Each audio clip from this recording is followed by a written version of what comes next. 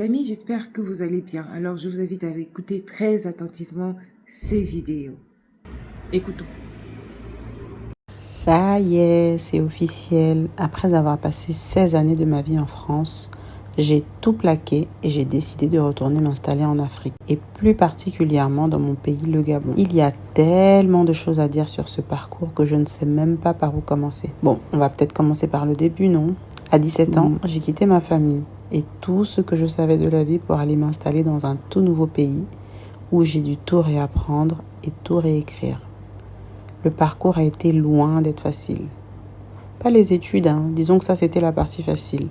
J'ai obtenu mon diplôme d'ingénieur avec brio. La vraie difficulté, c'était plutôt le premier boulot. Ah ouais, ça, c'était quelque chose. Mais c'est une autre histoire pour un autre jour. Bref, j'ai fini par décrocher mon premier boulot et entre 2 rendez-vous à la préfecture, j'ai réussi à débuter ma carrière dans le BTP. Je me souviens des visites de chantier sous la neige, du stress, des clients exigeants. La résilience, la détermination et le courage qu'il m'a fallu. Franchement, Dieu seul sait. Mon travail a payé puisque j'ai fini par occuper des postes à responsabilité. En partant, j'avais une très belle carrière. La France, c'est le pays où je suis devenue adulte, où je suis devenue maman, où j'ai fait des rencontres qui ont considérablement impacté ma trajectoire.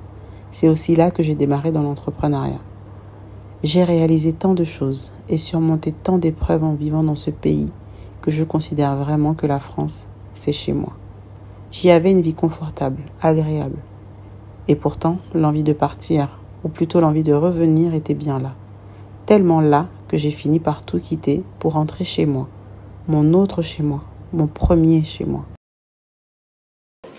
Cet homme est arrivé clandestinement en France en 2013. 3 ans plus tard, Debaba Koyazo n'a toujours pas de papier. Aujourd'hui, il a décidé de faire ses valises pour retourner au Congo.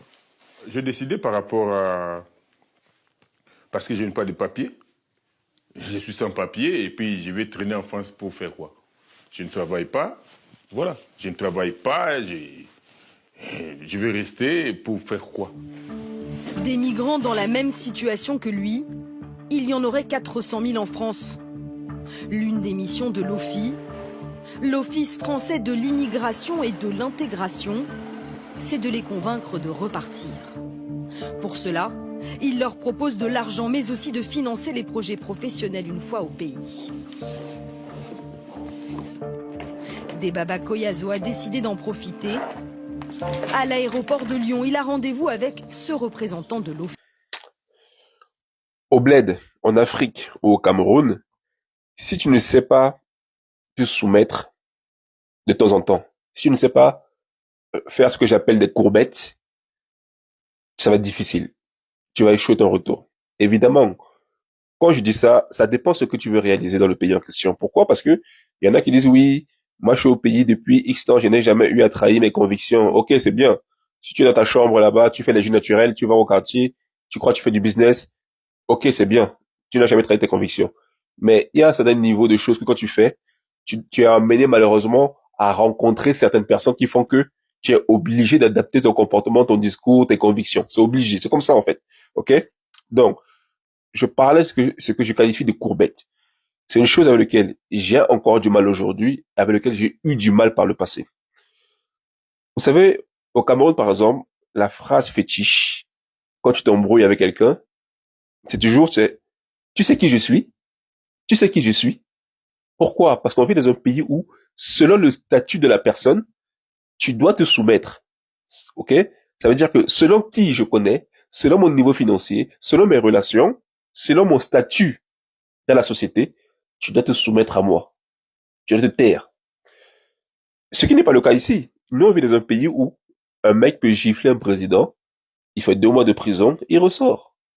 Imaginez chez nous là-bas là. Est-ce que d'abord, tu vas d'abord croiser le président ou d'abord pour le gifler? Premièrement, OK? Donc, même pas bon d'arriver au niveau du président. Imagine d'abord, tu gifles un commissaire dans la rue. Imagine. Juste ça. Ah. Tu as intérêt à avoir quelqu'un de solide devant toi, je veux dire, derrière toi. Donc, c'est un truc avec lequel j'ai eu du mal. Tu peux rencontrer ici un maire, un sous-préfet, un préfet, pour parler de manière cordiale, vous voyez? Il n'y a pas de Ah oui, oui, monsieur le maire, oui, monsieur le sous-préfet, oui, oui, vous voyez, tu parles, tu pèses tes mots, t'es pas naturel. Moi, c'est un truc avec lequel j'ai eu beaucoup de mal. Euh, Quand je travaillais à l'époque, je travaillais dans une société assez connue, entre guillemets, une grande société, je peux dire ainsi. Ça nous arrivait parfois lors où il y avait des visites du PDG qui venait dans l'entreprise. Tu le croisais, bonjour monsieur, tu lui serres la main, tranquille. Non, chez nous, tu vas pas croiser quelqu'un qui est patron d'une grosse société comme ça et lui serrer la main genre normalement et rester debout, tu vois, la tête haute comme ça, lui serrer la main. Non, il faut que tu l'accompagnes d'un petit geste pour démontrer ton niveau de soumission, quoi. Vous voyez, ça, j'ai eu du mal au pays. Le respect, oui, c'est normal. Mais là, c'est plus du respect. Tu dois montrer que que tu es en dessous de lui. Vous voyez? Anecdote, avec un ami, on va au commissariat parce qu'il avait un problème sur son terrain, pas encore la commissaire, à qui il avait déjà porté plainte à plusieurs reprises. Normalement, tu as encore de commissaire à qui tu as porté plainte depuis plusieurs reprises et qui n'a pas agi avec ta plainte, tu es énervé normalement. Tu lui demandes tu lui réclames des comptes. Non. Tu arrives, limite, tu dois t'excuser même encore d'avoir encore repris rendez-vous avec elle.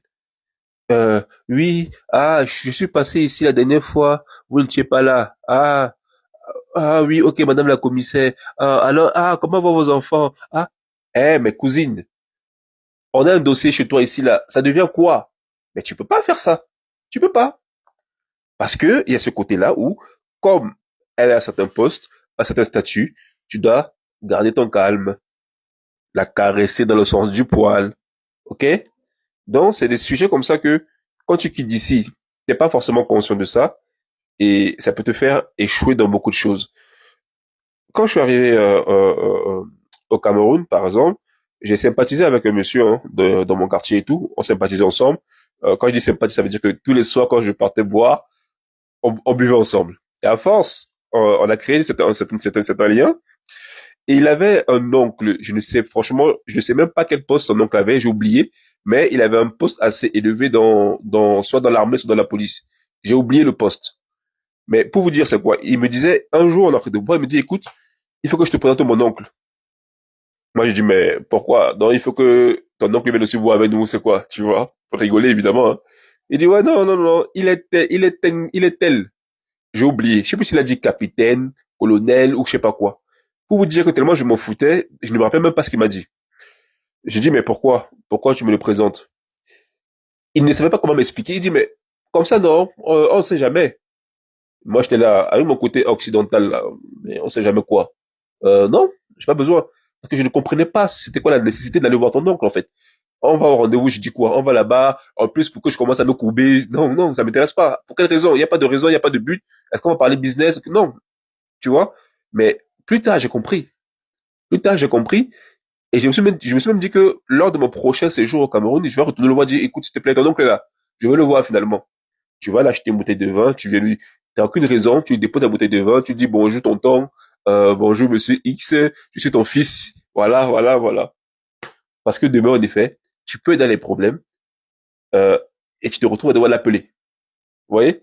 Donc, c'est un peu ça aussi que je voulais expliquer, c'est que il faut savoir que on n'a pas les mêmes façons de fonctionner, et souvent, tu dois apprendre à te soumettre, à parler d'une certaine manière, à caresser quelqu'un dans le sens du poil, ok, ok, là un peu, ok, ok, ok papa, ok tonton, ok monsieur le commissaire, ok madame la ministre.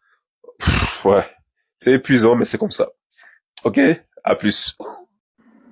Ouais, il y a beaucoup de vérité dans ces vidéos que nous venons d'écouter. Effectivement, pour aller en Afrique, il faut se préparer. Il faut se préparer mentalement, il faut se préparer dans tous les sens du terme, notamment qu'est-ce que tu vas y faire. J'encourage beaucoup donc les Africains qui sont à l'étranger à rentrer, comme nous l'avons fait. Nous avons pris le risque, parce que c'est vrai que c'est un risque. On n'est pratiquement pas préparé, mais comme c'est chez nous, il faut qu'on rentre. Je me dis que mes parents, ils ont fait le sens inverse en partant en France. Et moi, j'ai envie de faire le sens inverse Je me sens en fait redevable. Prenons le cas de quelqu'un qui a vécu ici pendant 20 ans et qui se décide de retourner vivre en Afrique. Qu'est-ce que tu vas faire en Afrique? Tu ne vas pas juste retourner pour les beaux yeux de lambda ou pour tes propres beaux yeux. Ou alors parce que, voilà, tu as vu en ligne, alors il y a une vidéo qui t'a tellement parlé du retour en Afrique, Back to Africa. Justement, c'est ça qui est à la mode aujourd'hui. J'espère que cette mode ne se terminera pas d'aussitôt, que c'est pas juste une mouvance qui va s'éteindre. Non, ça devrait être constant. Back to Africa, c'est vraiment quelque chose que beaucoup d'Africains de la diaspora africaine en Occident devraient adopter. Non, c'est pas juste un Back to Africa parce que tu as vu une vidéo ou quoi, non. C'est parce que tu as un vrai plan, un vrai projet derrière. Et tu dois également, toi, te préparer. J'ai décidé de m'installer à Kinshasa. Alors certains diront que c'est une folie, mais je pense que c'est la meilleure chose que j'ai faite de ma vie. Ici, on parle de retour pays et plus particulièrement retour en République démocratique du Congo. Là, un petit peu, je partage un peu le contexte de mes vidéos, le contexte de ma chaîne. Je voulais en fait partager le fait que vivre à Kinshasa, c'était vraiment différent. Pour ma part, je pense que c'était important de prendre le temps. La première fois que je suis venue à Kinshasa, c'était en 2010 et je me suis installée en 2021. Donc, calculez vous-même. Et je pense que si j'étais venue beaucoup plus tôt, j'allais être traumatisée. Le fait d'avoir pris autant de temps pour venir, ça m'a permis d'étudier le terrain, de planifier, programmer et ensuite de me lancer. Et vraiment, c'est sans regret. Donc oui, j'ai envie de rentrer en Guadeloupe. Mais j'ai aussi construit quelque chose ici. Mes études, mon travail, mes habitudes et surtout, ma paix. Et c'est là que tu réalises un truc. Partir, c'est pas simplement changer d'endroit. C'est accepter de laisser une partie de ta vie derrière toi. Et c'est là que le doute arrive. Est-ce que je fais le bon choix? Est-ce que je vais regretter? Est-ce que je suis en train de tout gâcher? Ou de me choisir en réalité? Parce que rentrer au pays, c'est aussi revenir sans savoir ce qui t'attend. Recommencer, reconstruire, mais différemment. Et ça, c'est une prise de risque. Mais du coup, comment ça s'est passé pour vous? Vous êtes rentré au pays sur un coup de tête ou vous aviez tout préparé? Abonne-toi pour avoir la suite de mon histoire. Et même si tu veux pas savoir, abonne-toi quand même. On m'a dit que j'allais regretter de quitter l'Europe, mais personne ne m'avait dit que j'allais enfin me sentir vivante. Oui, ici c'est plus dur. Rien n'est parfait. Parfois même c'est fatigant. Mais au moins je vis vraiment. En Europe, j'avais le confort, mais j'étais en pilote automatique. Ici, chaque jour me secoue, me challenge, me réveille. Et ça n'a pas de prix. Le plus fou, ceux qui critiquent ce choix n'ont jamais essayé de rentrer s'installer en Afrique. Moi, je ne dis pas que c'est facile. Mais si toi aussi tu te poses la question, si tu ressens ce besoin de changer de vie, sache que c'est possible et je peux t'aider à comprendre comment faire. Alors dis-moi, est-ce que toi, tu pourrais quitter l'Europe pour t'installer en Afrique? Juste un Back to Africa parce que tu as vu une vidéo ou quoi, non. C'est parce que tu as un vrai plan, un vrai projet derrière. Et te préparer comment? Qu'est-ce que tu vas y faire? Est-ce que tu vas faire de l'agriculture? Est-ce que tu vas faire... quelles affaires tu vas faire? Tu vas les faire comment? Tu vas les faire avec qui? Tu vas les faire où? Tu vas les faire quand? Il y a tellement de... Tu vas faire d'abord quoi? Tu vois, c'est en méthode projet, on appelle ça planifier. Donc, tu planifies et tu mets des méthodes, des méthodes accompagnées des concepts dans ce que tu vas faire. Donc, tu déroules ta méthode. Tu vas faire quoi? Tu vas faire quoi? Quand? Tu vas faire ça avec qui? Tu vas faire ça comment? Tu vas faire ça où?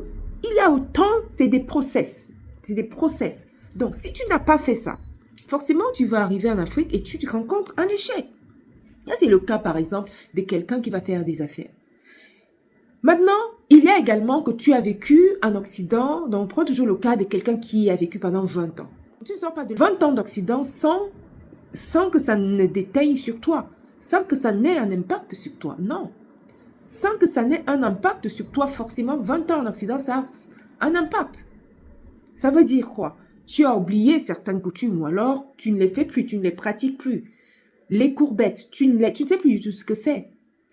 Le bonjour, la tête baissée, tu ne sais plus. Le respect, l'hyper-respect à certaines personnes, aux aînés ou alors à certaines personnes, juste parce que la personne a un poste lambda, eh bien tu dois les courbettes, papa, maman, tonton, tata, enfin bref, qui n'en finissent pas.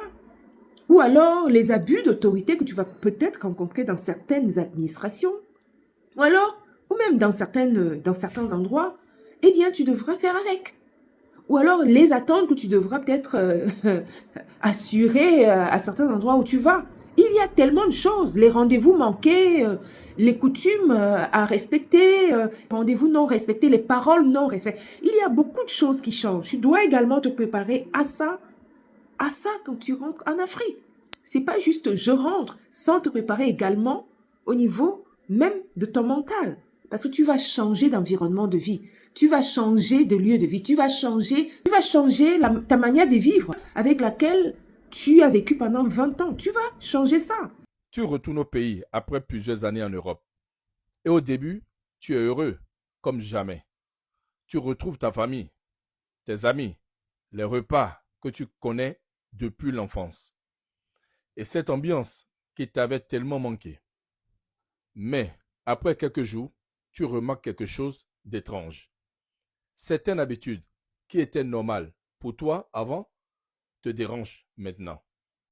Et certaines choses que tu fais en Europe semblent étranges aux personnes autour de toi. Tu réalises alors que tu as changé sans même t'en rendre compte. Tu aimes toujours ton pays, mais tu as aussi pris une nouvelle façon de vivre. Et c'est là que tu comprends que vivre longtemps à l'étranger peut changer ta relation avec ton propre pays. Est-ce que ça t'est déjà arrivé? Tu vas changer toutes ces manières pour t'habituer à une autre culture qui était la tienne au départ. Sauf que quand tu switches d'une culture à une autre et que tu reviens peut-être en arrière, tu vas forcément voir des choses qui te sautent à l'œil, qui ne sont plus du tout, qui te sautent à l'œil, qui ne te vont plus du tout. Et ça sera compliqué de te réhabituer à ça. Et je comprends tout à fait ce frère qui dit que les courbettes, il ne sait plus ce que c'est les courbettes. Il en a marre des courbettes. Un ami avec lequel il a eu l'habitude de prendre un pot dans un tourne-dos, lui propose d'aller rencontrer son oncle qui a un haut poste quelque part dans l'administration. Lui, tout de suite, il se dit, mais pourquoi est-ce que je vais le rencontrer? Mais c'est après, justement, qu'il se rend compte que c'est tellement important. Parce que quoi, justement, je viens dessus. Pour faire un retour en Afrique, voici les choses que tu dois savoir. Donc, il est absolument important quand tu te dis que tu fais un retour back to Africa, de t'entourer de ces spécialistes. Surtout si tu vas pour les affaires et que tu comptes rester sur place. Voici les spécialistes que tu devras mettre davantage dans ta liste des personnes qui t'environnent. Un bon avocat, un fiscaliste, un bon notaire, d'accord, un bon expert comptable, un bon banquier, d'accord, un banquier, un bon commissaire, si tu as des soucis, on ne sait jamais. Et puis, entoure-toi également des entrepreneurs locaux qui peuvent être une source pour toi d'informations que toi, tu ne maîtrises plus. Il faut également t'entourer des personnes de la diaspora qui sont sur place et qui, eux, ont déjà certainement fait une certaine évolution que toi, tu ne maîtrises pas encore. Et ces personnes-là seront de véritables sources pour toi de soutien. Parce que tu ne peux pas juste comme ça, je rentre en Afrique et tout. Il y a des personnes dont tu dois t'entourer. J'appuie ici que, moi, je me dis toujours, avec une petite expérience, mais mon Rex en Afrique, on ne peut pas s'appuyer sur une seule personne. On ne peut pas compter sur une seule personne quand on arrive en Afrique ou qu'on soit ici, qu'on veuille entreprendre quelque chose sur place. Une seule personne ne suffit pas. Il faut avoir plusieurs sources. Parce qu'imagine-toi, on ne peut pas mettre tous les œufs dans un même panier. Si cette personne te lâche, et comme la confiance est quand même toujours un peu délicate, donc tu es obligé de multiplier des sources qui vont être des soutiens pour toi. Et moi, je fais une vraie différence entre les personnes que tu dois connaître, d'accord, et les personnes qui doivent intervenir pour toi quand tu as un souci. Des personnes que tu sais que tu peux, quand tu as un souci, c'est hyper important. C'est vrai que c'est pas facile, hein, on peut toujours tomber sur, mais c'est quand même un cercle à constituer, même si, somme toute, c'est pas des choses faciles, surtout quand on a toujours été habitué à vivre sa vie sans se dire forcément que on va compter sur un ci ou un ça. Il y a aussi le côté spirituel, hein, il faut beaucoup prier et puis se dire, on croit que la volonté divine se fasse sur notre route et qu'on s'attache simplement à cette volonté-là. Voilà les amis, j'espère que cette vidéo vous a apporté et que lorsque vous allez maintenant décider à retourner en Afrique très bientôt, pour ceux-là qui retournent en Afrique, vous savez ce qui vous attend, vous savez ce que vous savez ce qu'il y a à faire, vous savez que ça ne réussit pas forcément à tous les coups. Pour certains, ça peut réussir, pour d'autres également, ça ne réussit pas forcément si tu n'as pas mis, si tu n'as pas vraiment entrepris de vraies démarches pour une meilleure réalisation de tes projets sur place. Voilà les amis, je vous dis à très bientôt dans notre vidéo. Ciao.